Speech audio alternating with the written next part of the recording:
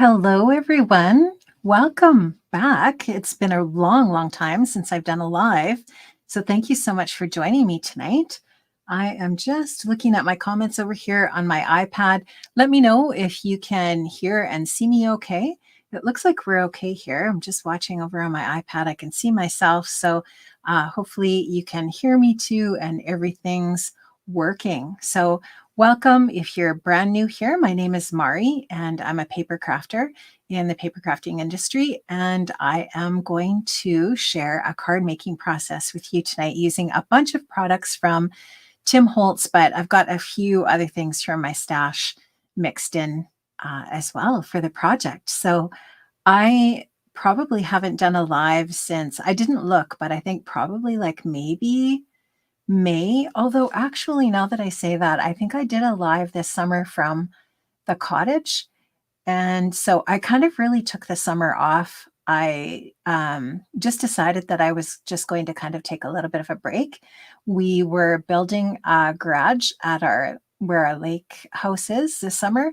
And I just kind of decided that I was just going to not do a whole lot creatively. And I really stuck to that. I didn't do a ton of crafting at all, other than every once in a while I would take a little bag of stuff with me to the lake and I would make some things while I was there just because I love creating.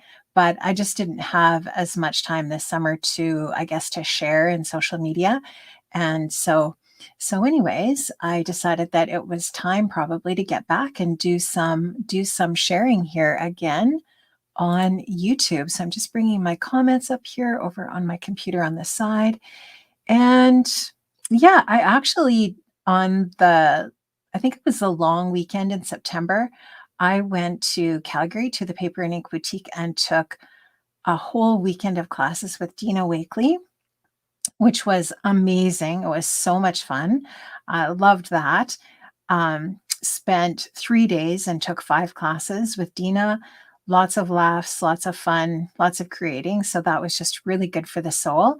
And it was just kind of like a really great way to just get back in and dive back into being creative. So it was fun.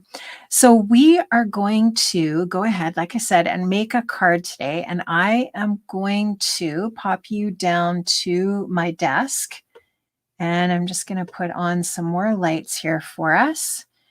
And just going to do, nope, not that one. Wrong button. And do this. There we go. Okay. So this is the card that we're going to be making tonight. Hey, Tiffany, thanks for joining.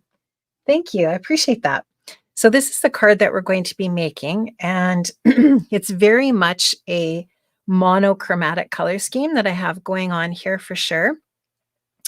This is an A2 size card that I'm going to make with you tonight. And we're going to do a few different techniques, but I really, really love the vintage look to this card. I think it's just really pretty. And you could literally do this with any color that you love. So if you love Uncharted Mariner, you could use blues and you could still use a gold accent if you wanted. But I really just kind of wanted that vintage look with this. And I'm obsessed with antique linen. I love that color in Tim's Distress line. I think it's beautiful. And I just love that it's so subtle, and I love how it looks when it's stamped on white. So that's one of the features that my card is going to have here tonight. So I did a fair bit of prep tonight or today for this evening, just so that I wouldn't be keeping you here too long. But what I did was I sized down a piece of white cardstock, and I'll just give you the dimensions of this here. It is 3 3/4 by 5. So this is a 3 3/4 inch by 5-inch panel of white cardstock. And this is Hammermill 100 pound. And I used the Texture Fade. What is this one called again? Tapestry. And I have linked everything in the description box below if you want to find any of these different products. But this is a Sizzix 3D embossing folder, and they're amazing. Now I use this with my Gemini 2, and I do all of my embossing with that machine because I just know the sandwiches for all of the different types of embossing folders and whatever. And for this one, what I used was the white plate and the frosted plate. So I put the white plate down, then I put the embossing folder with the paper in it, and then the frosted plate on top and ran it through my machine. And I got just this gorgeous embossed paper when I was finished. So it's really pretty. You can use obviously either side of the paper, but I'm going to use this side. It's got the embossing, the raised edge up. And what I'm going to do is I'm actually going to take this ink from Lisa Horton. So this is the solid gold. This is a limited edition ink that was released probably about a month ago. And I think right now it is out of stock. And I think it's out of stock until about October is what I've been told. And if that's incorrect, I apologize, but I could not find it in stock anywhere. So I have linked to it, and you can always just click notify me in an online shop, or just check with your retailer where you shop and find out if they have this coming in and when it's coming. But I know that the store that I work with, the Paper and Ink Boutique, I believe they have this as coming soon for October. So I think that it's coming. It was very popular, and this limited edition set comes with 3 different pads. It comes with silver, maybe rose gold, and actually I have them right here, so I'll just show you. Copper pot is the other one. So the 3 colors are solid gold, copper pot, and then silver shine. Hey, Wendy, thanks for joining me. It doesn't need a fixative to set, which I think is a really cool property of this. So this one is completely dry. You will not see this on my skin at all. Like if I rub it here on the paper, it doesn't rub off. It dries completely, like so that it doesn't rub off at all, which is very cool. And it's still shiny. It's not like it dries back and then it's not shiny anymore. It's still got that shine to it. So I love that. It's a really, really cool ink. And if you see it, I highly recommend grabbing it because I think it is kind of a little bit hard to find. So what I'm going to do is I'm just going to open this up, and well, you can see that it is a foam pad and it is really juicy. You can see the ink sitting right there, ready to go. And I'm just going to flip it over, and I'm just going to use a little bit of light pressure. So I'm not pressing very hard at all. And I'm just going to run it over that raised surface of that embossing. And we're just going to get a really nice transfer of ink on there. It's just going to look really cool.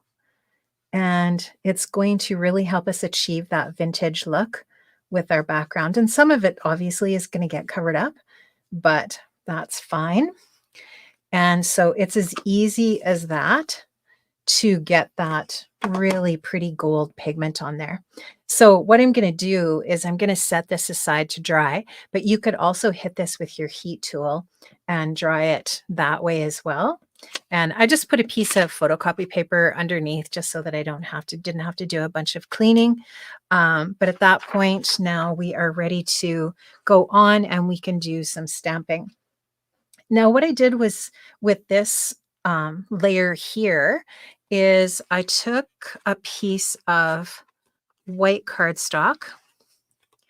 So this is the white cardstock here that I'm going to stamp. And this white cardstock is, and I just like to give you the measurements in case you want to recreate this, but this is 4 3/4 by 2.5. And then I just cut a mat slightly larger. And this is some of Tim's cardstock. I love it because first of all, it's got the craft core. So you can do some sanding with this and distress it. It's just really fantastic paper. And so I just kind of matched it up with the color of ink that I'm going to be using here tonight. And I just cut it slightly larger, and I just used my pencil to make a mark on the paper to trim it so that it's just a mat that's slightly larger than our white paper. So what we're going to do is we are actually going to do some stamping next. So I've got my MISTI, which I just freshly cleaned. Yeah, it's nice and shiny and clean. It doesn't get that way very often, but I just thought because I'm going live, it might be nice to have a clean MISTI to work with. And I'm just going to place that. And I'm just thinking about this here. Yeah, this will work. I'm going to just put it here in the middle. And I'm going to grab our stamp set.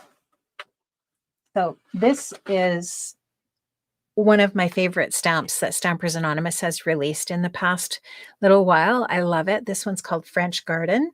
And I know that Simon Says Stamp also did a coordinating die with this as well, so that if you want a coordinating die, you can pick that up at Simon Says Stamp. But this is just such a beautiful, beautiful stamp set. And I love that it's got so many different elements, right? Like there's some printed text and some script. This little element here, which you can do for a ticket. We're going to start off with this big bloom. And I'm going to stamp it right about there. But I'm just going to turn it a little bit so that I can get some of the foliage as well. And I am going to, should be able to use my small MISTI. I do have my bigger MISTI here too, but hoping I can just use my small MISTI. I may not have even used a MISTI, to be honest, when I stamped this. I can show you that actually. If you don't have a stamping tool with these stamps, so you could stamp it with the MISTI like I had it lined up there, but you don't even need that, to be honest. You can just take this stamp and press it down on your paper and stamp. So I'll show you that too, just in case. It does kind of show the versatility of Tim's Stampers Anonymous red rubber stamps. They're so gorgeous. And the detail that you get, I might flip this over. It looks like there's something on that side. The detail that you get with the red rubber stamps is just incredible. So I'm going to flip it over. I'm just going to turn it. It doesn't have to be exactly like the other card that I made, but you're just going to see how beautiful this is. Look at that. How stunning is that? So pretty. And it's going to dry back a little bit lighter. I'm actually not going to clean that. I'm going to just ink it up again. You don't need a ton of ink on there either. And I'm just going to flip it over and stamp it again up here, so that we just get a little bit off the edge.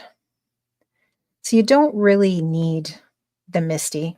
I mean, if you want to use your MISTI, if you're worried about precision and that kind of thing, you definitely can use a MISTI, but you don't need one for sure at all.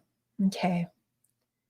Just going to get my table to dry here. So that, I think the rest of the images that I stamped on here are all leaves. So I'll just give this stamp a little bit of a clean. And I love that there's so many options on this stamp set, right? It's gorgeous. I know, Wendy, exactly. That gold is just so gorgeous. It's just beautiful. So I'm going to use this leaf stamp next, and I'm going to fill in some of these spaces that we have here. And again, just going to, I don't think I'm going to use my MISTI, even though I cleaned it for tonight. I don't think I'm going to use it. I'm just going to go rogue. Okay, I'm going to stamp there. You can just see how easy it is to stamp without the MISTI. I'm going to get a little bit down here. But to be honest, I usually do. I use my MISTI most of the time, but it's not necessary for this process. And I don't really want to overlap. So I'm going to just kind of get a little bit of the image there. And then I missed that one there a little bit, so I might just go in and get a little bit of the leaves there just to fill in that space. And then we're going to get a little bit of text on here too. Just clean that up a little bit. And I'm going to use this text piece, which is beautiful. Just gorgeous script. And we're going to put that along this edge. So I just love the antique linen. I think it's just so soft and pretty. I think it looks so stunning. And lift that off. And then we just have that really cool text on the side there. Isn't that fun? So there we've just got this really beautiful vintage looking background. And what else? I think that's it. The only other thing that I did was I actually took this to my sewing machine and I sewed, and I'll show you that here. I sewed around the border with my sewing machine. So just to add that little bit of extra texture, but you don't have to do that. That's not required. So I'm going to set this aside to dry. Just take the Distress Oxide ink a little bit of time to dry. And of course, you can speed that drying time up with your heat tool if you need to. Okay, the next thing that we're going to do is we're going to take a little scrap of craft paper. Let's see. Tiffany says, just did a quick Google search and the metallic inks are all out everywhere. That's what I was wondering. And I hate using something if you can't get it, but it's good for you to have a heads up if you want it.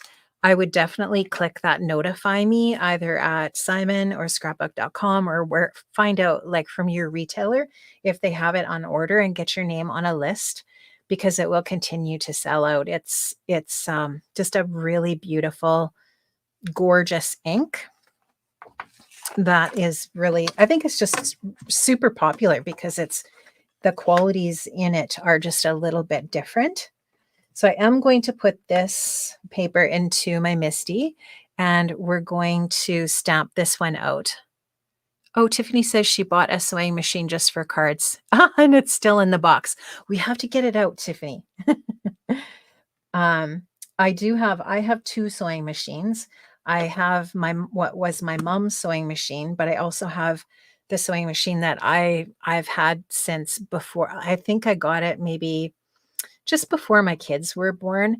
And I used to make clothes for my kids. I used to do a lot of sewing, but I don't do as much anymore. During the pandemic, I made masks and I made surgical caps for healthcare workers.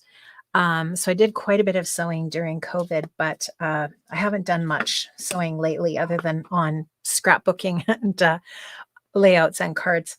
So this is Gathered Twigs. It's one of my favorite distress colors too. I love it. And I love how it pairs with antique linen. I think they're a match made in heaven. And you can just see how beautiful they are together in the finished card. So what I'm going to do is I'm going to stamp out my Gathered Twigs onto this stamp, which is beautiful. I don't know if this is a daisy or what kind of a flower this is, but it is really pretty. And I'm not sure I think this might be Gina K paper that I'm stamping on here, but you can actually get craft heavy stock from Tim as well, from Tim's lines. And it is very nice paper. I love the white heavy stock. I use that quite a bit. And I'm going to take this out and then I am going to just grab a little scrap of white. And while I have the stamp in my MISTI, I'm going to stamp the bloom. Hopefully it's going to land on there. I'm not even going to worry about what's happening with the paper staying down with the magnet because I think I'll probably only have to stamp it once. And I'll just lift that off there gingerly. And I'm going to fussy cut out that center for the center of our flower. So I'll just set that aside to dry. Give this stamp a really quick wipe. How's everybody doing? I see 11 eyeballs, but I haven't seen that many comments. So if you're watching, make sure that you give me a hi in the comments. Let me know where you're watching from. And if you think that you would like to make a very simple and basic mixed media card, this actually isn't even that mixed media, other than, I guess, I am using ink, and I will be doing some splattering as well with some watercolor, but this is pretty basic mixed media stuff. So the next thing that we're going to do while we're waiting for those inks to dry is I do have some things that are die cut here. This is a little Trinity Stamps tray that's actually magnet, which is fun. So there's a little magnet in the bottom of that so that it will hang on to your dies for you as well. I did not link to this. I could when I'm done here, if I remember to do it. Hi, Carla. Thanks for making a comment. Carla is watching from Ohio, so that's fun. So now what we are going to do is we're going to use a couple of these three little die cut pieces, and we're going to use them as embellishments. Now, where did these come from? These came from a vault set, and this vault set is called Watch Gears, and it's this one from Sizzix, and I love it. This is such a cool die set. There's so many ways that you can use this for sure. It's very cool. And what I decided to use from that set is one of the gears that I've die cut again from that same brown cardstock. And then I die cut out the number 30. My daughter just had her 30th birthday, and I hope she's okay with me telling you that. She should feel good because the birthday I just had in September was a lot bigger than that. So what we're going to do is we are going to grab some tweezers, and we're going to go back to that gold ink pad again.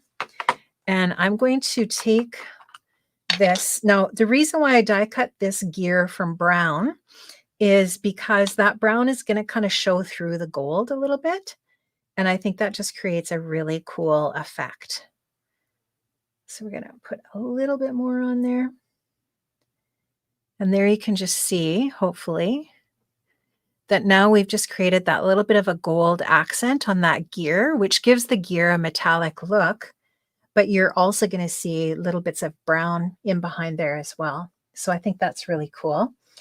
And the next thing that we're going to do is we're going to grab, which stamp should we use? Let's use the text. Let's use this text stamp. And we're going to go with the antique linen again. And I just want a little bit of subtle texture on my numbers here. Actually, do you know what I'm going to do?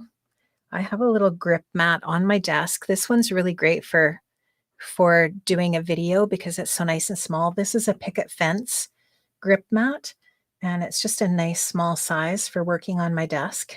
And I'm just going to stick those die cuts, that number 30. And this was die cut just from white cardstock. But again, that's a die from that vault die set from Sizzix. Everything I'm using is linked below. So if you want to find the things that I'm using, they're linked there. And I'm just going to go ahead and stamp and stamp. And that's just going to create a little bit of texture. And it's going to be really subtle, but I just love that. Those little details, I think, make a really cool difference in your projects. So I'm not sure if you can see that.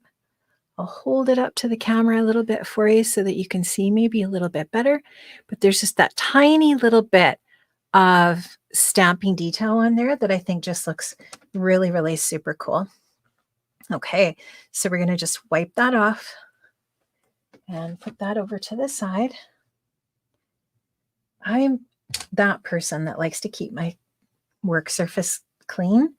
So I often keep just a baby wipe and a little cloth nearby when I'm crafting. Okay, so the next thing that we need to do is stamp a piece of white cardstock with this stamp here, and I use the gathered twigs for that. And again, we can just go ahead. I'm not even going to use, I could use a block, but I don't have a block on my desk. Hey, Diana, welcome. Diana is from Wisconsin. That's cool. Lots of our American friends are here tonight, which is fantastic. If you did not know, I am in Canada. And just give that a little stamp. And we will set that aside, and I'm going to fussy cut that out later, but it just gives us this really cool little tag detail for our project. So what I love so much about these stamps from Tim is that there's always all of these little detail bits that you can use for your own ephemera, right? So you can, you could actually even stamp this and fussy cut out the leaves for ephemera. I mean, the sky's the limit really with these stamp sets. They're amazing. I always love his Stampers Anonymous stamps. And this is a really cool stamp on here too. I'm not going to use it tonight, but it's really fun. There's berries, and these stamps are beautiful with his watercolor pencils. Gorgeous with those pencils. Okay, next we are going to take this flower, and I am going to fussy cut this out, and I am going to use my mini recoil scissors, and these are fantastic for fussy cutting. So you can see how they've got just a really great point on them there, and I'm going to just fussy cut this out. So you can see how on my card this is fussy cut, and I did release these leaves here. So I cut around the edges of those leaves and cut in these areas as well. It's not perfect, but once you get the splatter on there and such, it looks just fine. Now, I don't want a huge border on here, but I am going to leave a little bit of a border. So I am going to take a little bit of time to fussy cut this out. Now, I wish I had a good joke I could tell you. I'd sing for you, but that would make you all run away. Especially because Stampers Anon does not retire. I know, Diana, that is my favorite thing about it too. Hi, Kim from Calgary. Nice to have you. Totally one of my favorite things about Stampers Anonymous is that you know that when you see their stamps, they're not going to be gone in a month or two, right? They're going to be around, which is fantastic because let's face it, we don't always have a budget to get all of the stamps that we want right away. And they're not necessarily inexpensive, right? So, but they're amazing quality. I love them. If you've never stamped with red rubber or with a Stampers Anonymous stamp, I highly recommend them. They are amazing. And Tim's artwork that he uses on his stamps are always really, really stunning. In fact, he just had another release, right? He just had a holiday release. Okay, what did I do here with this? Oh yeah, I just released it. He just had another holiday release, but I haven't watched that video yet. I have to do that. We had my daughter's birthday party on the weekend, so I missed his live. Forgive me, I'm probably not perfectly staying on camera here as I'm fussy cutting this, but I do like to take my time when I'm fussy cutting something like this and try to do a good job of cutting it out as best that I can. I'm just going to rough cut around the whole flower at this point and get rid of that excess paper. That'll help a little bit. So what is your all-time favorite Stampers Anonymous stamp that you have in your stash? Like, if you've got some Stampers Anonymous stamps, which of the stamps do you use the most? And I'm going to tell you the ones that I use the most are the script stamps. Hi, Norma. Welcome from Washington State. Welcome. Yeah, so I love anything with a script on it. And he has, well, I have a couple in my stash from Tim and Stampers Anonymous that I have used a ton. But yeah, I love his stamps. They're amazing. Really so good. And I always am so inspired by seeing what his makers create with them. And that's just the thing, is there's so much inspiration with the Stampers Anonymous stamps too. So if you're kind of stumped as to what you can do with them, there's always tons of inspiration online. Now, what I'm doing here is I'm just trying to turn the paper, right? So just like you would normally do, obviously, when you're fussy cutting, I'm doing my best just to kind of turn the paper as I go.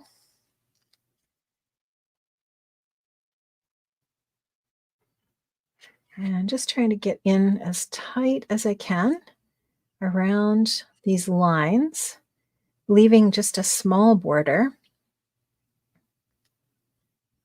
wherever possible.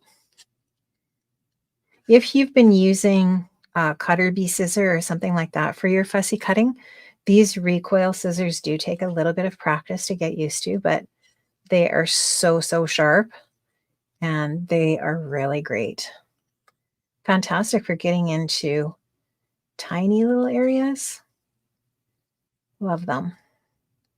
So just in the home stretch here, and just finish up. This is where, you don't want to like chop off the stem or something like that after you've taken the time to cut it out so carefully. I'm going to give it a little angle at the bottom there. And that extra is just going to go on the floor because I'm going to sweep up after. And there we have just this most gorgeous little embellishment for the front of our card. Yeah, exactly, Tiffany. I love the scripty ones, but it is hard. It's hard to pick because they're all so amazing.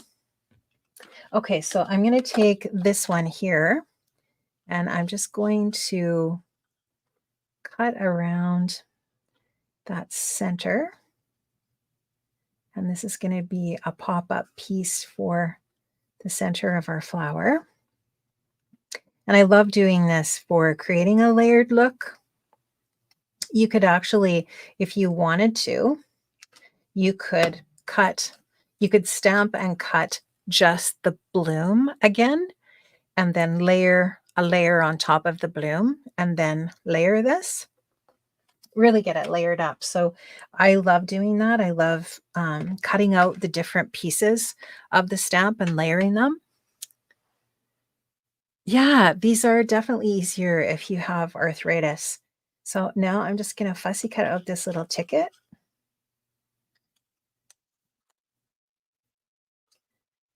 And like I said at the beginning, you could definitely use your favorite color palette for this same design. So if you like blues or if you like pinks or whatever it is that you like for a color scheme, you definitely could change up the colors quite easily. Okay, I am going to just take a look here and see if this is shedding. Nope, it's dry. So, hello, Leah.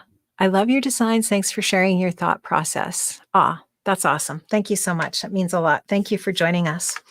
Okay, so I have an A2 size card base here. So this is your 4¼ by 5½. It's top folding. So I just took my 8½ by 11 sheet of paper and cut it in half lengthwise. and then scored it at 5.5. So it's right now it's 11, right, by 4.25. And I scored it at 5.5 so that I have just this really nice top folding white card base. I'm sorry for enabling. And now we're going to go ahead and layer our beautifully embossed and inked card front onto our base. So I'm going to just go ahead and get that stuck down. I'm just using my glue press here from Misty, which I love. Just always ready to go. And now I'm just going to do my best to try to get this centered without getting my head in the camera, which I guess wouldn't be the worst thing in the world, but there we go. I think that's pretty good, pretty centered. Okay, can we talk about the glue press for a minute? Yes, because mine is always clogged. Oh, weird. Okay. I know, Kim, right? The embossing folder is gorgeous. I love it.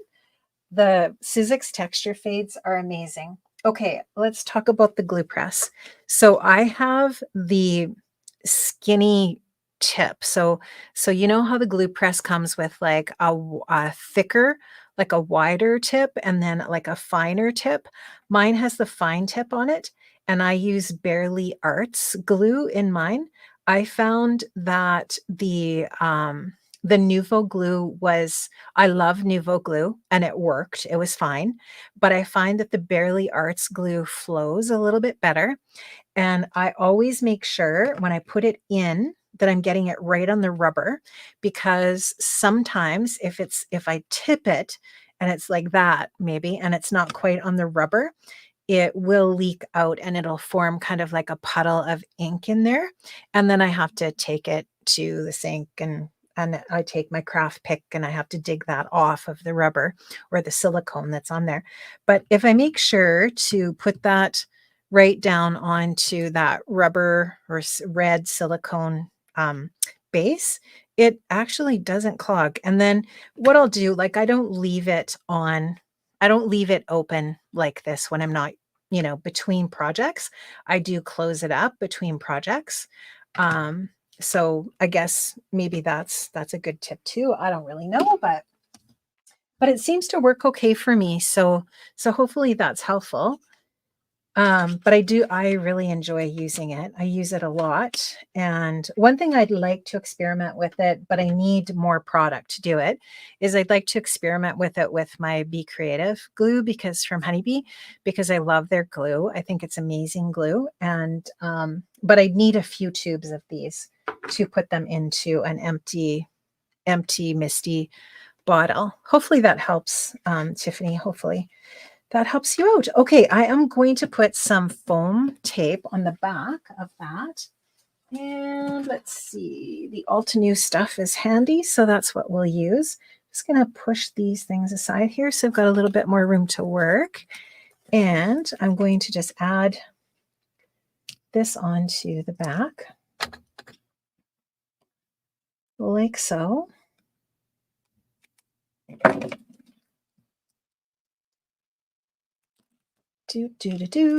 I do have something coming from Simon Says Stamp Timber for a giveaway for my next live. So stay tuned if you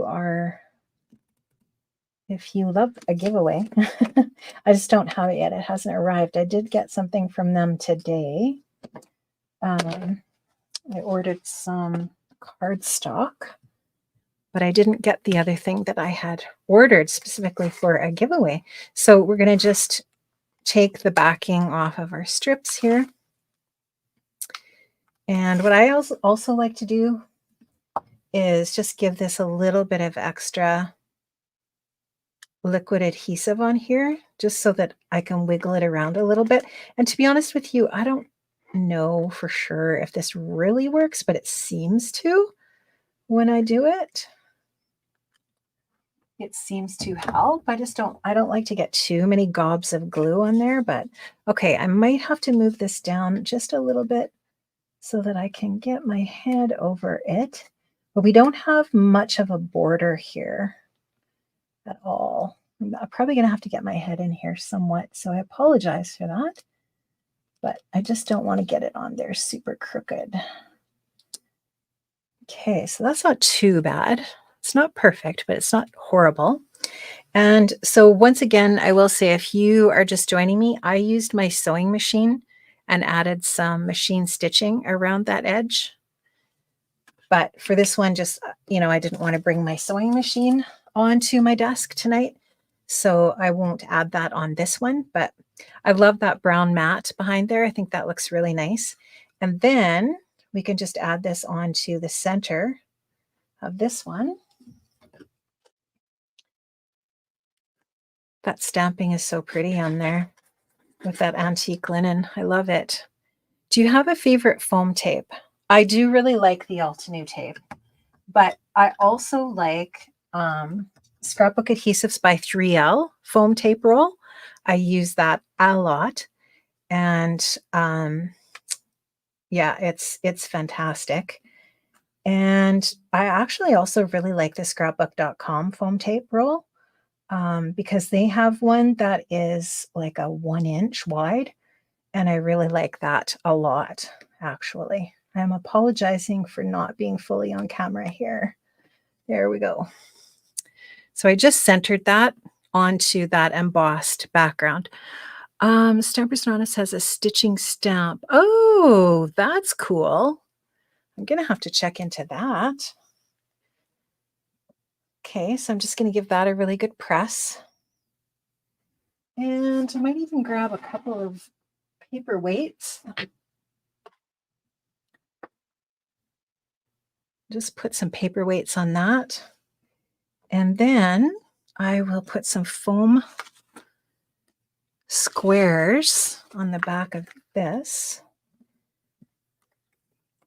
I like dimension on my projects, but it might not be something that you love, and that's fair.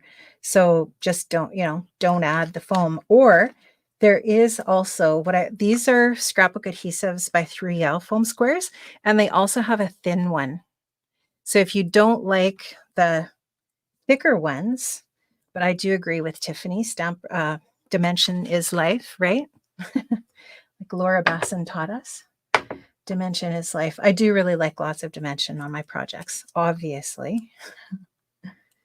So I'm going to take the backer off of these little squares. And then we're going to place this down right about here. And I'm going to place it down by centering the bloom. I just want that bloom to be centered because I'm going to be putting more embellishments over here on this side. And then we can take our little center that we fussy cut, and we can go ahead and pop that into place right about there. And then that just kind of really brings out the center of that flower a little bit. So that's the dimension that we're getting at this point. Yeah, I agree. I think that sometimes mixed media does intimidate people a little bit, but it can just be so simple, right? Like there's nothing, there's no scary mixed media here really at all. It's all just really basic stuff. And I'm just going to fold up those petals a little bit just to give them a little bit more life. Now we can take the gear, and I'm going to add the gear right about there, I think. I'm going to glue that on. I just love to have fun with my stash. I am a very avid supporter of the craft world. I do lots of shopping. I love to buy all different kinds of brands. And I love to just take time and get into my space and just make with whatever. And I love to mix it up and use different things. Like I have a huge lawn fawn stash. You might not think that because it's very cutesy and whatever, but I love lawn fawn and I love their interactive dyes and all of that stuff. It's all good. So I love it all. I have a problem. Anyways, that's a good problem. Now, I have got a little bit of foam adhesive on my ticket, and I'm going to place that. I'm going to just overlap it over top of my gear a little bit. So we're covering up the gear a bit, but we're still able to see quite a bit of the gear back there. So we still have lots of that showing. And then what I'm going to do is I'm actually going to glue the 30 together. And you can see here from my sample, I'll just bring my sample back in here. I offset them slightly, right? Like about that, which I like the looks of. I think that just looks cool. And the reason why I chose 30 is because my daughter just had her 30th birthday. And it just, I don't know. I was just thinking about her when I made this card. So you could use, there's all, like every number is in that die set. So it's cool. So if you wanted to do a personalized birthday card, you could do that with any number because all of the numbers are in that die set. You just have to pinch that together so that it stays stuck. And I did pop that up with just a tiny little bit of foam adhesive there. And I think I put it down just a little bit so that we could really see that 3 there. Okay, so I'm behind in the comments here. Yeah, I need it all. Yeah, and I definitely agree. I need to play more as well. Yeah,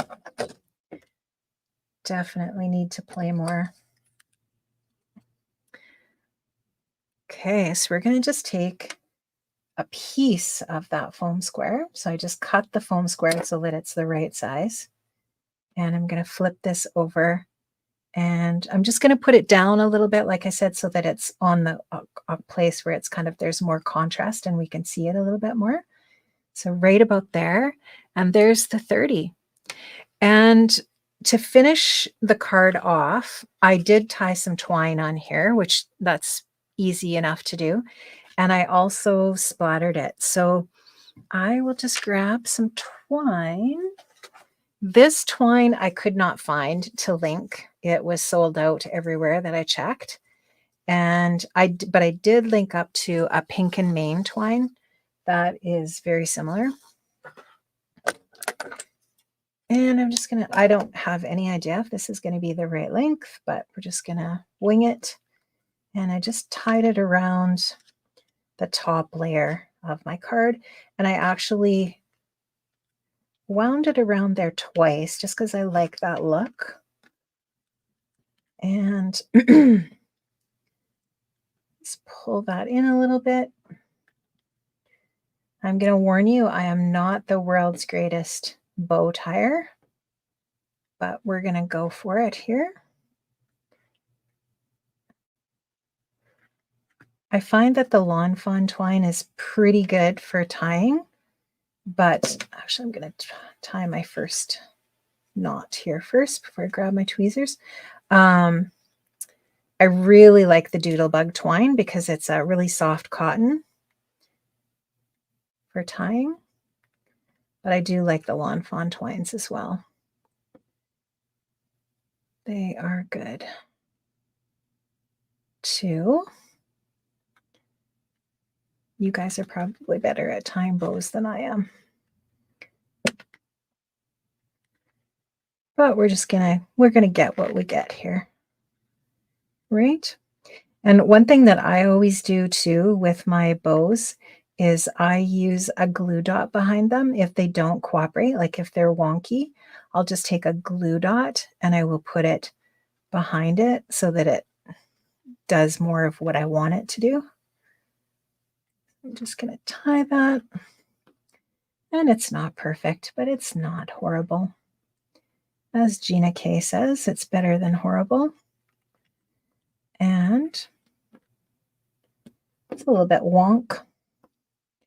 And just trim that off. I like to leave a lot of tail on my twine. I just like that look. I think it looks fun. But here you can see this one. I did cut it off a little bit more on the sample. Okay, awesome. So you should get it. Hopefully you should get it. I wasn't going to get Lisa's limited edition metallics, but I will be now. Oh, so good. They're so, so good. I love them. Okay, I am going to do some splatter to finish up, and then the project is going to be done. I have a couple of favorite products that I love to use on just about every project for splatter. I really like the Spellbinders splatter. Before they came out with this, I used Dr. P.H. Martin's Bleed Proof White a lot because it doesn't interact with your distress ink or whatever. So it just sits on top, which is really great. But the Spellbinders, which is much easier to get than the Dr. P.H. Martin's, also works really, really well. And what I do is I'll just dip in the tip of my brush, like the end of my brush, not the brush end, but like the end of the brush, and wipe that off. And then I like to just dilute it a tiny little bit so that it moves a little bit more easily. And I'll just go in and get it a little bit juicy, not quite juicy enough. I actually not brought, but put on my desk a little cup of water. And okay, we're going to splatter away here. And I'm just shielding here with my hand so that it doesn't get all over like my Stream Deck and my expensive computer and camera and everything else. Yeah, just splattering away here. And if you like a lot of white splatter or no white splatter, or, you know, wherever you're at in the splatter world, then that works. Just whatever you like. And I'll just rinse out that white and clean that up. And then I have this one here, which is Spellbinders has this, and it is it Yasutomo, I think, is the brand. But if you have any kind of metallic watercolor in your stash, you can definitely just use that. And I like to just spritz the palette with some water, and that doesn't hurt it in any way. It'll just dry back and be perfect when you're done. And then I'm just going to tap a little bit of that off.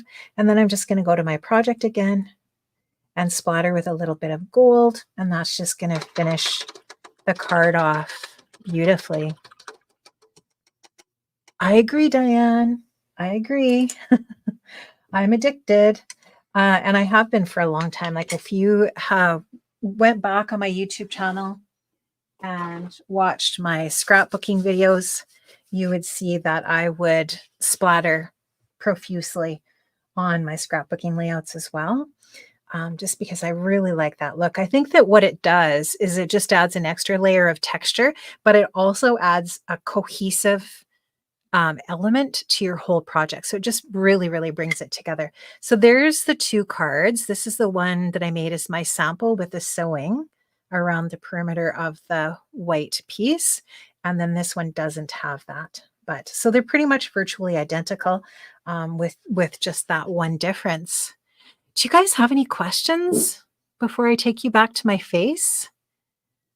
This was a lot of fun. I really enjoyed creating with you tonight. I hope you enjoyed watching, and I hope that you were inspired to get out some of your different products and think about things in a different way, and do some layering and think about how you can use your inks, you know, on an embossing folder or whatever. Just some different little techniques that add just some little, you know, different little details to your project.